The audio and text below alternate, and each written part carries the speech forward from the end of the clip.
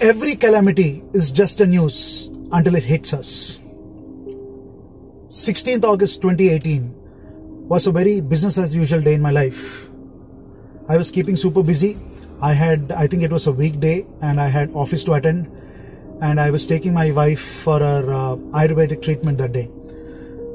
While we were almost near the door, taking the lift, my mother-in-law received a phone call from a neighbor back from Kerala.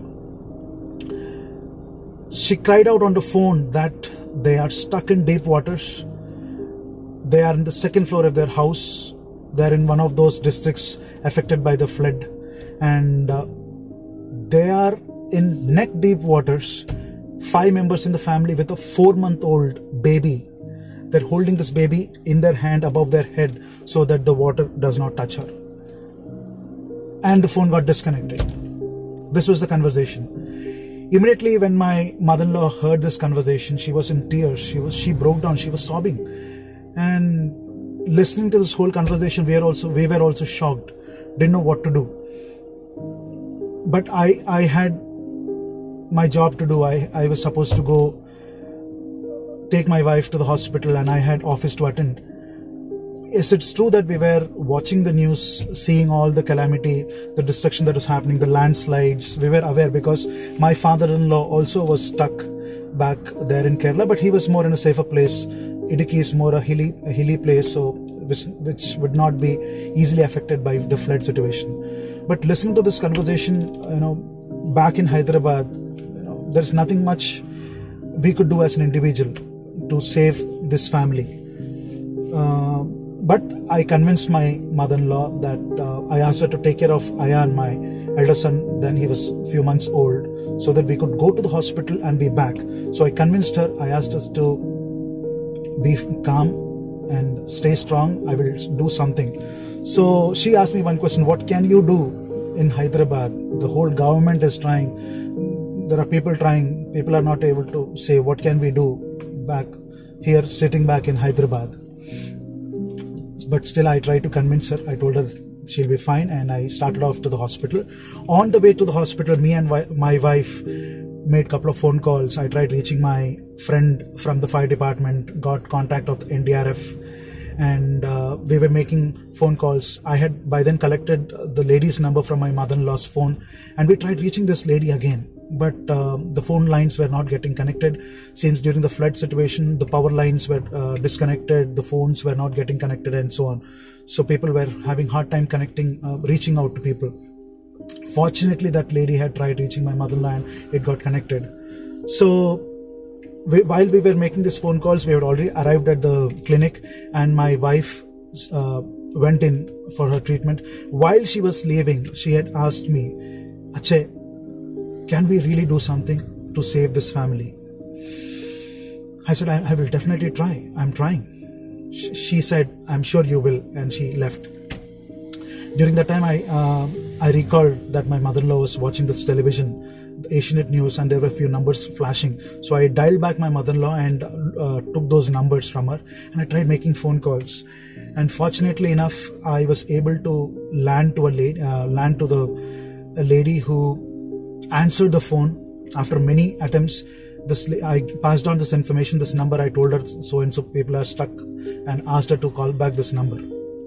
She said the number is not going to help because phone calls are not connecting. I'm supposed to give her the location, which I didn't have. So I said, I'll call you back again. And she disconnected the phone. Then I tried calling back the same family, the same lady again. The phone call was not getting connected. After numerous attempts, finally it did connect, and the same lady answered the phone. And she started crying again as usual. So I requested her not to cry.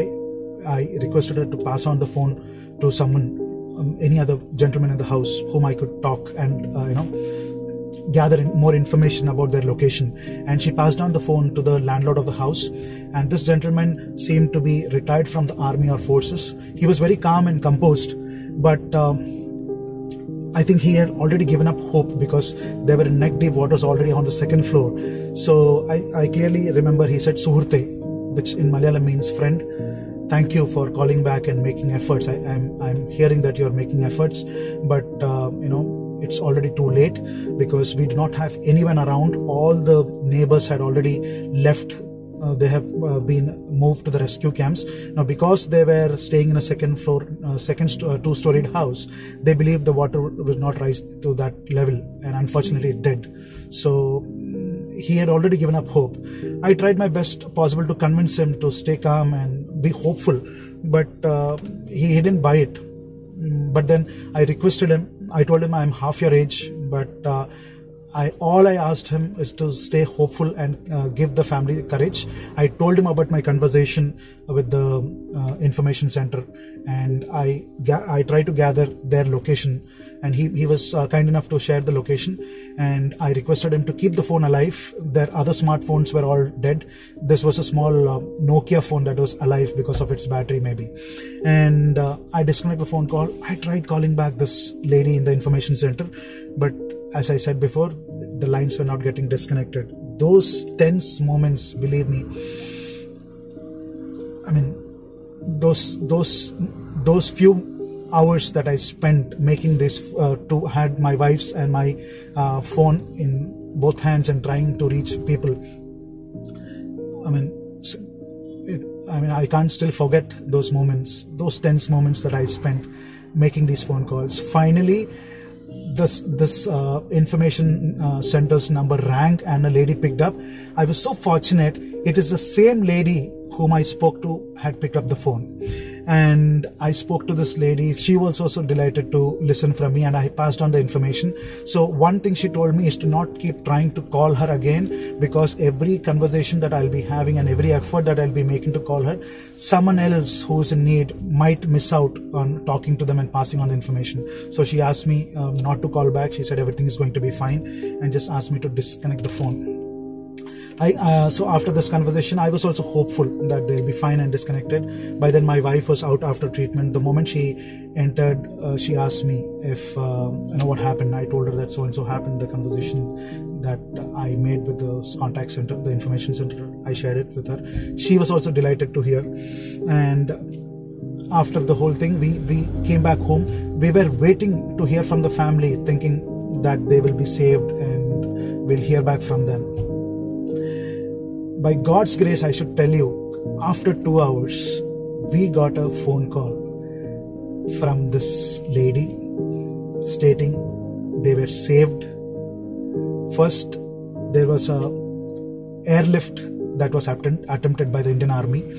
The chopper came, but because they were in the two-storied building that had 2 coconut trees, the airlift was not possible. By the time the chopper was coming down, this coconut trees was causing hindrance for them to make a landing, and the chopper had to go back, and they came back with a boat to save them, and they reached a safe place. They were there in a relief camp.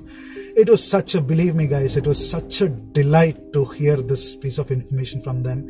And I spoke to the lady. She was so thankful. She said she blessed me. She was so happy that we were instrumental in saving her. So today, when I am recalling this incident, I'm trying to introspect the whole incident. Who would be the real hero? Is it the chopper, the army folks who went there, braving all the situations and tried to make the rescue operations, or the folks who went there with the boat, or the lady who attended to her duties and passed on this information, or me who was selfless, who gave it a thought to why not try, irrespective of the location? Today, I think the answer is everyone is a hero in this pursuit. Why am I sharing this incident today is because I happened to watch a Malayalam movie, a brilliant Malayalam movie with the title 2018. I happened to watch the trailer very recently. What intrigued me, what made me interested towards this movie was its director, Jude Anthony, who had previously directed Om Shanti Oshana. With the whole background of this movie, I was not sure how much justice Jude could do to this movie. So I was really interested to see how this movie will be compiled, which is again real-time incidents that were compiled as a movie, made into one beautiful movie by Jude Anthony.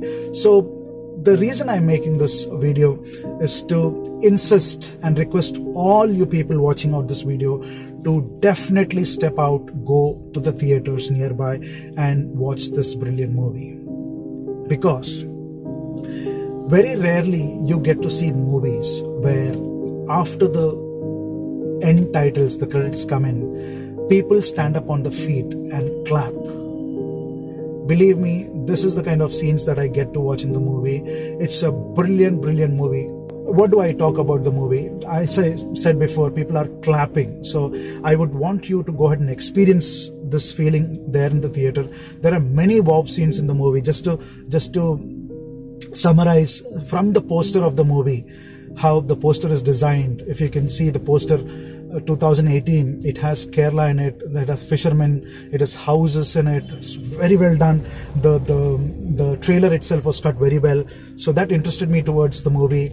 The casting of the movie is worth the mention because brilliant casting.